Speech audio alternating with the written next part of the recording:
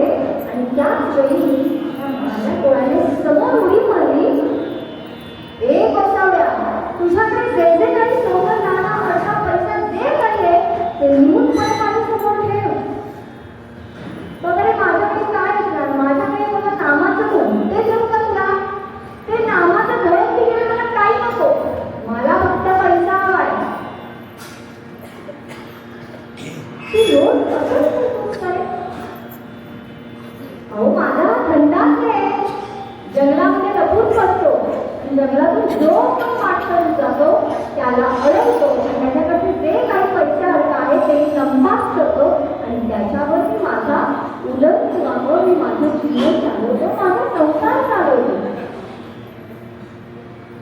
तर माझ्याकडे गळ्यातली विणा आणि माझ्याकडे आहे ते नामाचं घर आहे, ते देऊ का तुला? आवड तुम्हाला सांगितलं नारायण नारायण म्हणून मी काय करू? माझा संसार काढण्यासाठी मला पैसे लागतात, पैसे ते असतील तर सर्व ठेवा. तू दरोडे घालून पैसे कमवतो, पैसे मिळवतो, ती गोष्ट तुझ्या घरच्यांना माहितीये काय? प्रश्न नारद मुनींनी विचारल्यानंतर बालकांना लक्षात आलं, आजपर्यंत मी माझ्या घरच्यांना कधी सांगितलंच नाही की मी तुमच्यासाठी जे पैसे मिळवून आणतो ते कोणत्या प्रकारे आणतो, ते कधी मी सांगितलंच नाही. एक काम कर, घरी जा आणि विचार, मी हे जे पापाने अयोग्य मार्गाने पैसे कमवतोय या अयोग्य मार्गाचे भागीदार तुम्ही व्हाल का? मी या वाड्या डोळ्याचे कोण झाले?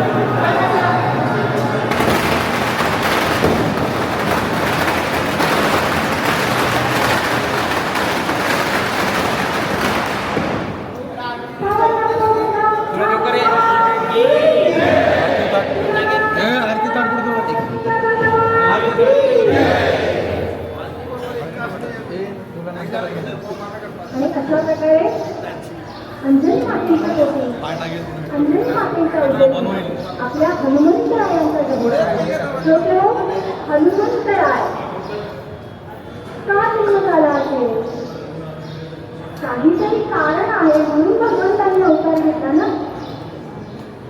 पण हनुमंत जयंती म्हणतो आपण बरोबर आहे.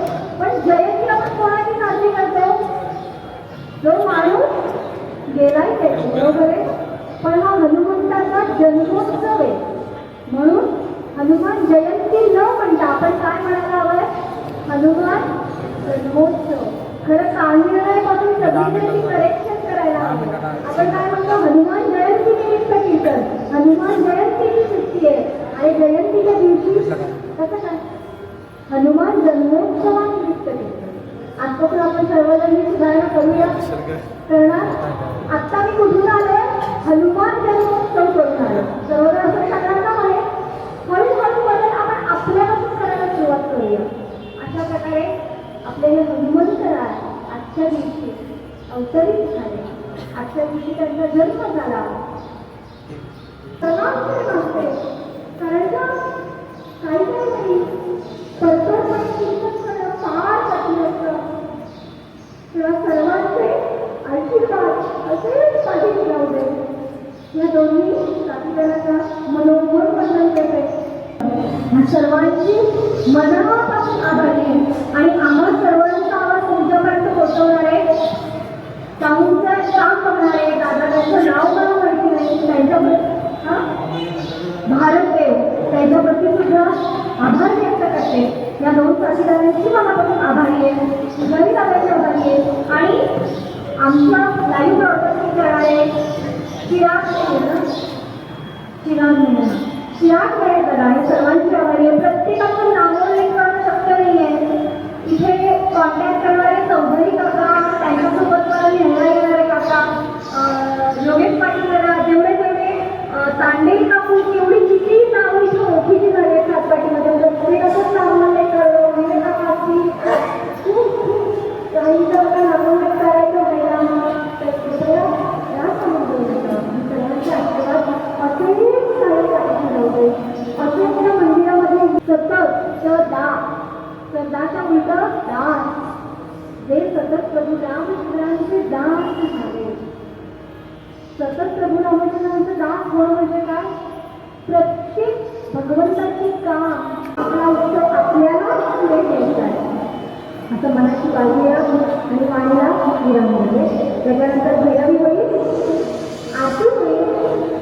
आरती झाल्यानंतर एकीकडे होईल आणि दिवस आज कीर्तनाची सांगत आहोत.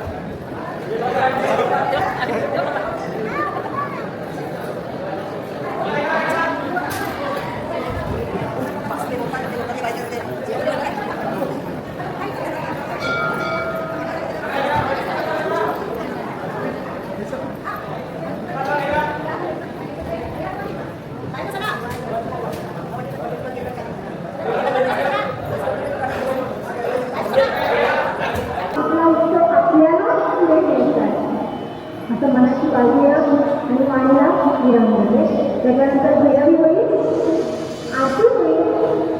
आरतीला